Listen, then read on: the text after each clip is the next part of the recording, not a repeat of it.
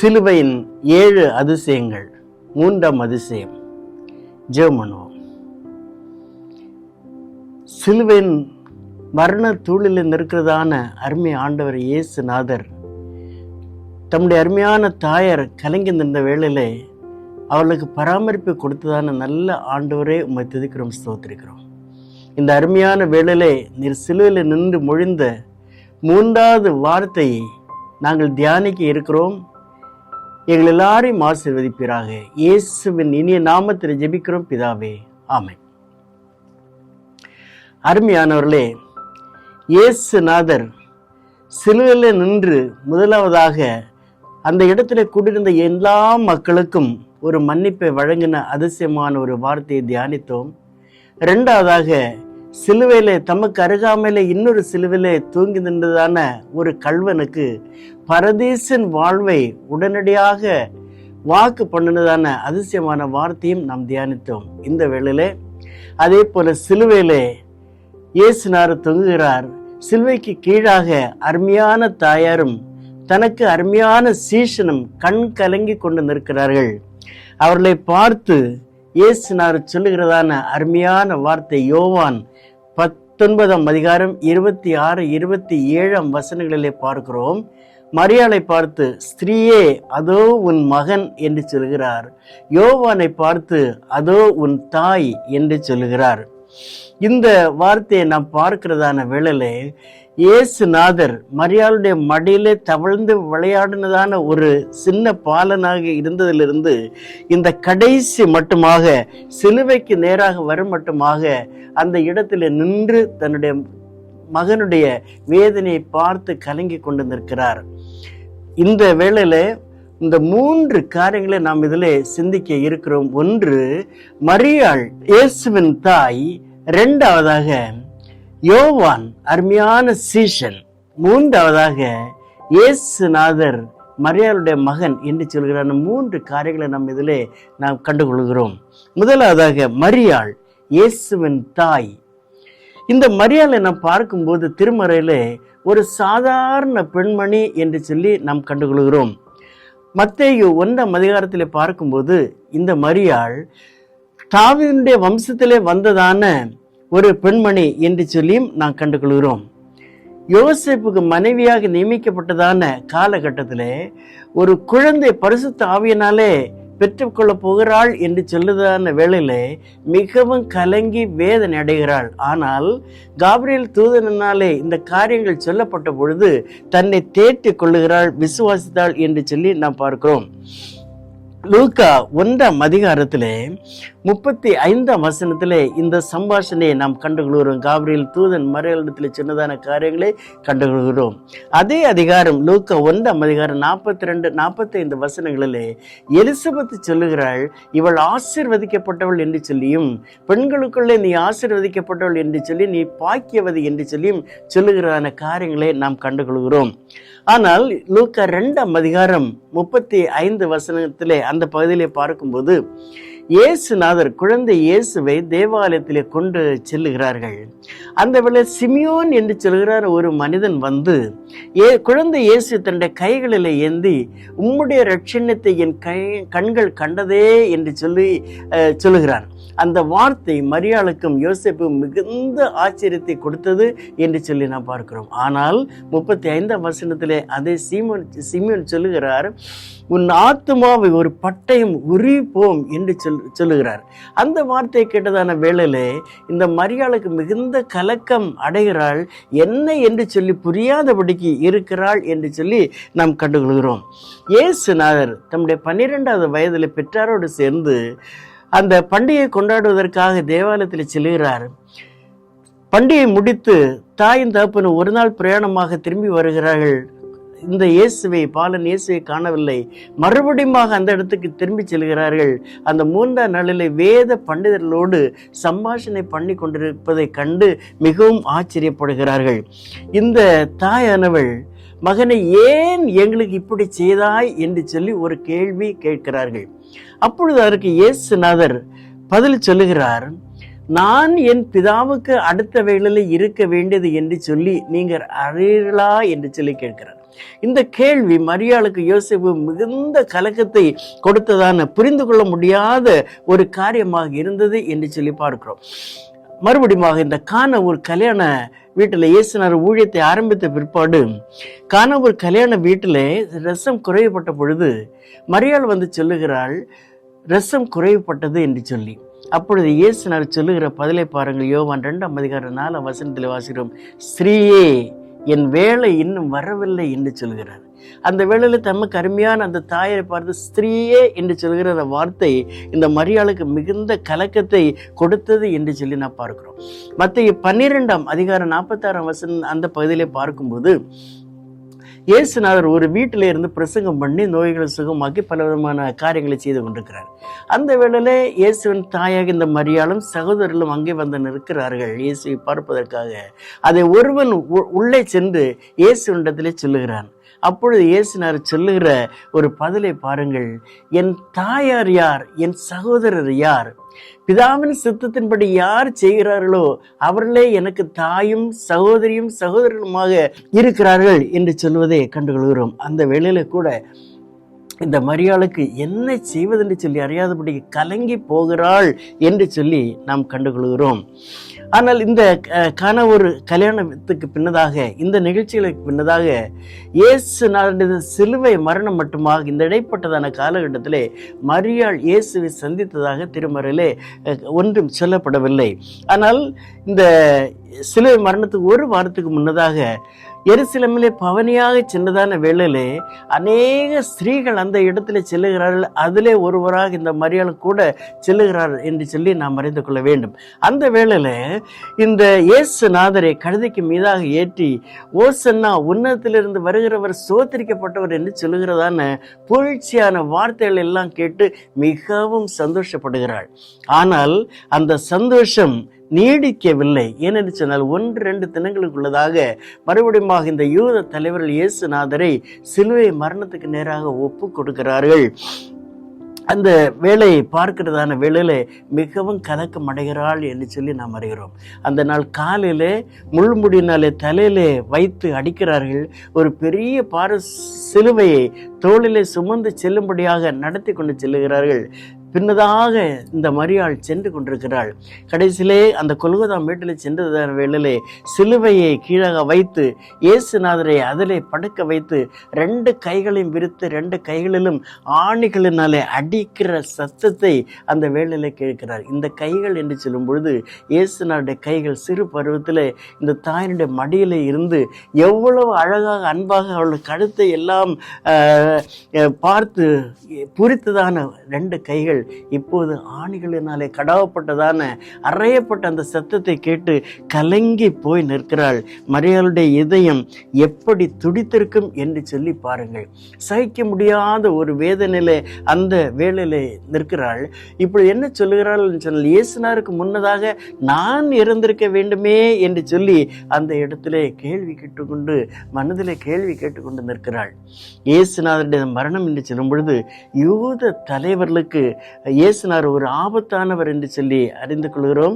ஆசாரியர்களுக்கு ஒரு இடையூறானவர், சீஷர்களுக்கு ஒரு அன்பான போதகர். ஆனால் இந்த மரியாளுக்கு தன்னுடைய ஒரே மகன் என்று சொல்லி அந்த இடத்திலே பார்க்கிறோம். இந்த மரியாள் இந்த வேளையில மற்ற எல்லா பெண்களையும் விட்டு தனியாக இயேசுநாதர் சிலுவைக்கு கீழாக வந்து நின்று கண் கலங்கி கொண்டு நிற்கிறதான ஒரு சூழ்நிலையை நாம் கண்டுகொள்கிறோம். 2வது யோவான், இயேசுவுக்கு அன்பான சீஷன். இயேசுநாதருக்கு 12 சீஷர்ல 3 பேரை தனியாக பிரித்து எடுத்திருந்தார். பேதுரு, யோவான், யாக்கோபு. இந்த 3 பேரையும் இயேசுநாதர் தனிப்பட்ட இடங்களில் எங்கு சென்றாலும் அழைத்து செல்வது வழக்கம் என்று சொல்லி நாம் திருமறையிலே வாசிக்கிறோம். மறுரூப மலையிலே மத்தேயு 17:1 பார்க்கும்போது பேதுரு, யோவானை, யாக்கோபையும் அழைத்து கொண்டு சென்றார் என்று சொல்லி நாம் அறிகிறோம். லூக்கா 22:8 பார்க்கும்போது இயேசுநாதருடைய கடைசி ராப்போஜன வேளையிலே அந்த இடத்தை ஆயத்தப்படுத்துவதற்காக பேதுரு, யோவானை அனுப்பி வைத்தார் என்று சொல்லி பார்க்கிறோம். அந்த கடைசி ராப்போஜன வேளையில அந்த என்னுடைய தாளத்திலே கையிடுகிறவன் என்னை காட்டி கொடுப்பான் என்று சொல்லும் போது எல்லாரும் நானோ என்று சொல்லி கேட்டார்கள். இந்த யோவான் இயேசுவின் மார்பிலே சாய்ந்திருந்த நானோ என்று சொல்லி கேட்டு மிக அருமையான அன்பான சீஷன் என்று சொல்லி நாம் பார்க்கிறோம். இது மார்க்கு 14:33 அந்த பகுதியிலே பார்க்கும்போது இயேசுனார் கெத்செமனேல ஜெபம் பண்ண செல்லுகிறார். அந்த 11 சீஷர்களும் கூட செல்லுகிறார்கள்.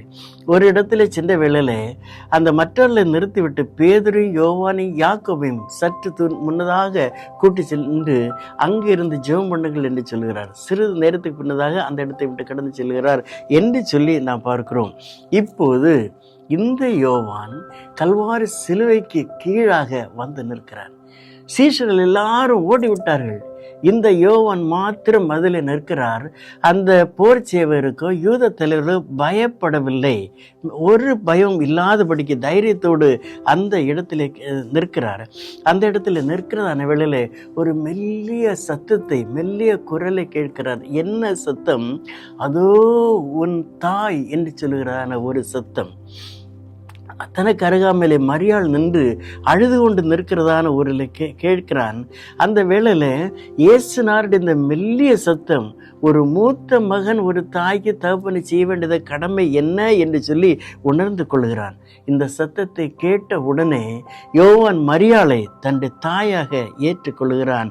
அந்த இடத்துல யோவான் செய்ததான அந்த கடமை உணர்வு மிக பெரியது என்று சொல்லி நாம் அறிந்து கொள்கிறோம். மூன்றாவதாக இயேசுநாதர் மரியாளின் மகன்.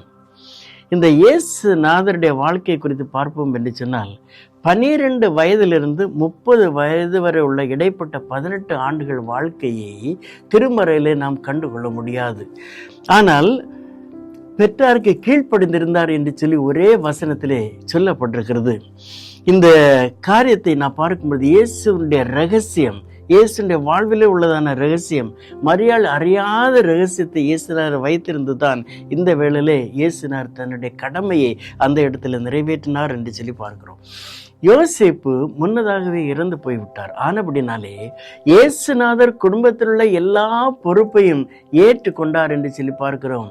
சகோதரர்கள் இளையவர்களாக இருந்தபடினாலே குடும்பத்தில் உள்ள எல்லா பொறுப்பும் இந்த இயேசுநாதர் கவனித்து கொண்டு வந்தார். அந்த ஊழியத்தை ஆரம்பிக்க மட்டுமாக 30வது வயது மட்டுமாக இயேசுநாதர் எல்லாவற்றையும் கவனித்து கொண்டார் என்று சொல்லி பார்க்கிறோம். இயேசு இந்த வேளையில சிலுவையில வேதனை அடைந்து கொண்டிருக்கிறதான் இந்த வேளை அருமையான தாயார் மரியாளும் அருமையான சீஷன் யோவானும் அருகில் நிற்கிறார்கள். அவருடைய கவலை என்ன என்று சொல்லி கவலையின் உச்சகட்டத்தில் இருக்கிறார்கள். அவர்களுக்காக இயேசுநாதர் பரிதபிக்கிறார். பரிதபித்து என்ன செய்ய, 3ஆம் நாளில் நான் உயிர்த்தெழுவேன் என்று சொல்லி அவர்களிடத்தில் சொல்லவில்லை. ஆனால் 30 ஆண்டு பெற்றோரோடு வாழ்ந்ததான அனுபவத்தை மனதில் நினைவு கூறுகிறார். 3 ஆண்டு சீஷர்களோடு வாழ்ந்ததான அனுபவத்தை இந்த யோவானோடு நடத்தினதான வாழ்க்கை குறித்து இயேசுநாதர் யோசிக்கிறார். இந்த யோசேப்பு இறந்த பின் இயேசுநாதர் இந்த குடும்பத்தின் தன் தாயை கவனித்து குடும்பத்தை கவனித்துக் கொண்டிருந்தார் என்று சொல்லி நாம் பார்க்கிறோம். இப்போது என்ன செய்வது என்று சொல்லி யோசிக்கிறார். தாய்க்கு என்ன செய்ய வேண்டும் என்று சொல்லி அவருக்கு தாய்க்கு செய்வதற்கான பூமியில எந்த ஒரு காரியமும் இல்லை. நரிகளுக்கு குழிகளும் ஆகாயத்து பறவைகளுக்கு கூடுகளும் உண்டு, மனித குமாரனுக்கு தலை சாய்க்க இடமில்லையே என்று சொன்னவருக்கு என்ன உண்டு? பணமோ சொத்தோ எதுவுமே இல்லையே. ஒரு நெய்யப்படாத ஒரு அங்கி மாத்திரம் இருந்தது. அதையும் அந்த போர் செய்வர்கள் சீட்டு போட்டு எடுத்துக்கொண்டார்கள். இனி அவருக்கு என்று சொல்லி ஒன்றுமே இல்லை. இந்த கொடிய வேளையில தான் தாய்க்கு ஏதேனும் செய்ய வேண்டும் என்று சொல்லி நினைக்கிறார். அந்த வேளையில தான் சொல்கிறார், ஸ்திரீயே அதோ உன் மகன் என்று சொல்கிறார். உன்னை அனாதையாக விட்டுவிடுவதற்காக இல்லை, நான் உன்னுடைய பொறுப்பை ஏற்றுக்கொள்கிறேன் என்று சொல்லி அருமையான சீஷனிடத்தில் ஒப்பு கொடுக்கிறார். அதோ உன் தாய் என்று சொல்லி. மரியாளும் யோவானிடத்தில் சொல்லுகிறார், அதோ உன் தாய் என்று சொல்லி. மரியாள் இடத்துல அந்த மகனுக்கு உள்ளதான பொறுப்பையும் யோவானுக்கு பார்த்து சொல்லுகிறார். யோவான் இடத்துல மரியாளை குறித்து சொல்லுகிறார். இருவரும் புரிந்து கொள்ளுகிறார்கள்.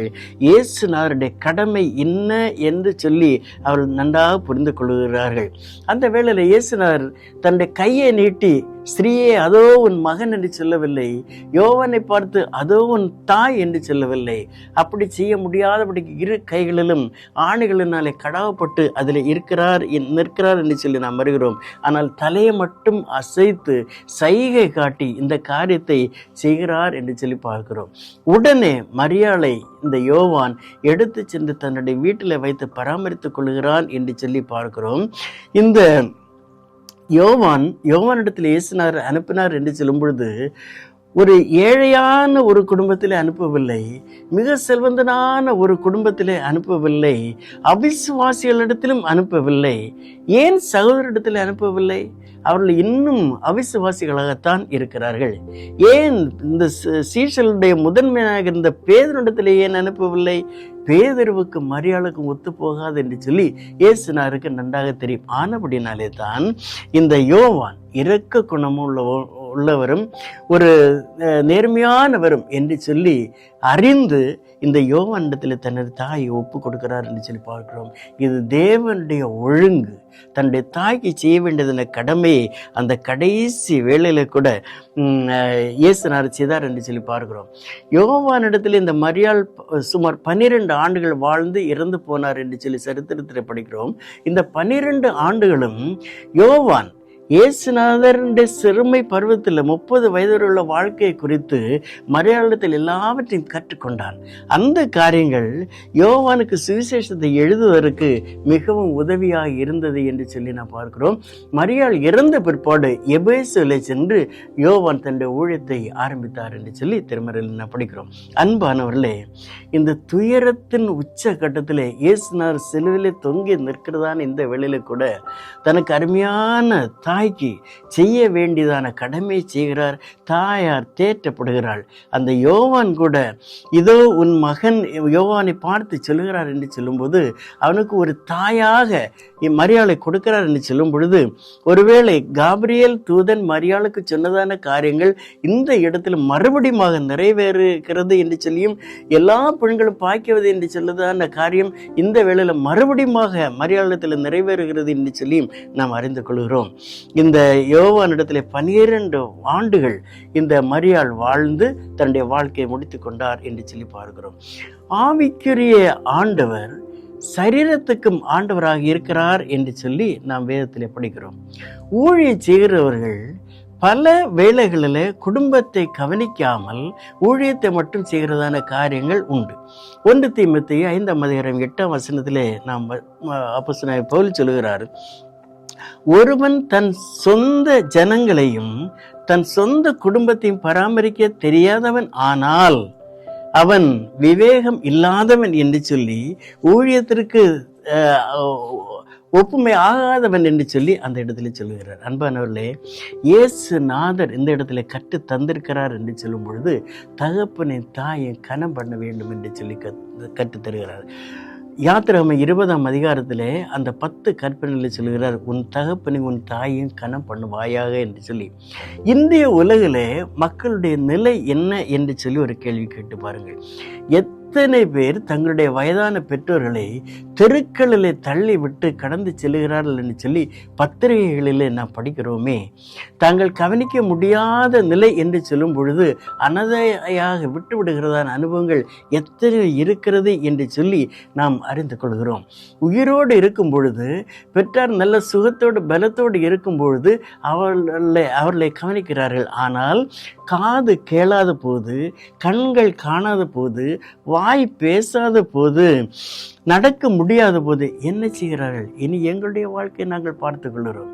சிறு பருவத்தில் இந்த பிள்ளைகளை பெற்று படிக்க வைத்து வேலை வாங்கி திருமணமாகி ஒரு குடும்ப வாழ்க்கையில் அவ்வளவு நேராக வழிநடத்தினதான் இந்த பெற்றோர் அவர்களுக்கு இயலாத நிலை வரும்போது என்ன செய்கிறார்கள், என்ன யோசிக்கிறார்கள்? தங்களுடைய கடமை மாத்திரம் பார்த்து கடந்து செல்லுகிறார்கள் அல்லது அந்த பெற்றோரை கனம் பண்ண வேண்டும் என்று சொல்லி யோசிக்கிறார்களா? எபேசியர் 6 2-3 படிக்கிறோம். உன் தகப்பனின் தாயும் கனம் பண்ணுவாயாக. இது வாக்குத்தத்தம் உள்ள முதலாம் கற்பனை, பூமியில உன் நாட்கள் நீடித்திருக்கும் என்று சொல்கிறார். இந்த இயேசுனார் இந்த சிலுவையில வேதனையில காண்பித்ததான இந்த மாதிரி உங்களுடைய வாழ்க்கையிலும் நீங்கள் பிடிப்பீர்கள் என்று சொன்னால் பூமியிலே ஆசீர்வதிக்கப்பட்டவர்களாக இருப்பீர்கள். அந்த கிருபை உங்கள் ஒவ்வொருவருக்கும் ஆண்டவர் தருவாராக. ஆமென்.